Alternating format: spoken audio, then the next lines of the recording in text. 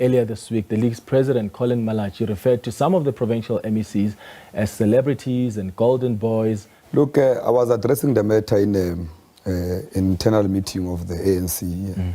The media was not invited to that matter. It's a matter that we will engage on. It's a very unfortunate remark. Renewal of the ANC as discussed in 2017 conference of the ANC and reaffirmed in the 2022 conference. Comrade Panyaza, through interventions of Nasi Span and everything else, has been doing the work. And that is trying to launch Comrade Panyaza and to actually create a cult out of him, and he's not. He's part of a collective of a battalion of volunteers. Some of the complaints they've been having is that the lower structures and the structures have not been doing what they're supposed to be doing over time, and they've been calling upon. We suffered the big devastating losses in campuses where the youth is supposed to mobilize. We know ourselves as the Youth League, when we came into office, we immediately went to elections, and a lot of our structures were not at the standard we wanted them to be. But we could easily come in and say, let's work and let's carry the elections moving forward now. And the ANC gives it tasks. It terms those tasks the twin task. Yeah. One of those tasks is that it must rally young people behind the banner of the African National Congress. Yeah. In this past you elections, say they failed to do that? In these past elections, we struggled to mobilize young people. Yeah. We struggled in campuses. National Congress. Thabo Mbeki came here, the president, to campaign. Tokyo Sohwale was here. Kgalema Motlanthe. I mean, the ANC brought out the big guns, particularly in the province of Gauteng. So what didn't work then? But as you can see from this, I came to Jaulani Mall to distribute this leaflet, to say, to ask the people of Soweto to vote for the ANC at the end of April 29th, of May.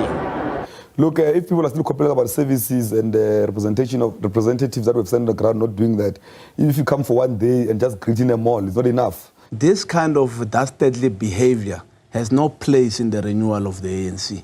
It doesn't. It was an insult to volunteers of the ANC who were on the campaign. So one of the things you said in that clip was that there was no campaign here in Gauteng, just people smoking cigars and chilling with slay queens. There are untouchables and golden boys who are always in the executive but have no constituency, end quote. Are you referring to Lebogang Maile? He's blaming your election machinery. They're saying your election machinery failed to election machinery. They're saying, in fact, your election machinery was consisting of only one person, Panyaza Lesufi. I don't know why there's obsession around Lebogang Maile unless society feels that the shoe fits. But I was speaking about everyone else that must be held accountable. Okay, Lebogang Maile tweeted earlier and said, and I quote, "The sugar daddies send their boyfriends to insult us because they are cowards. I dare them to show their faces." What do you make of that reaction? That is a race to the bottom, and I don't think it's what we're going to enter into.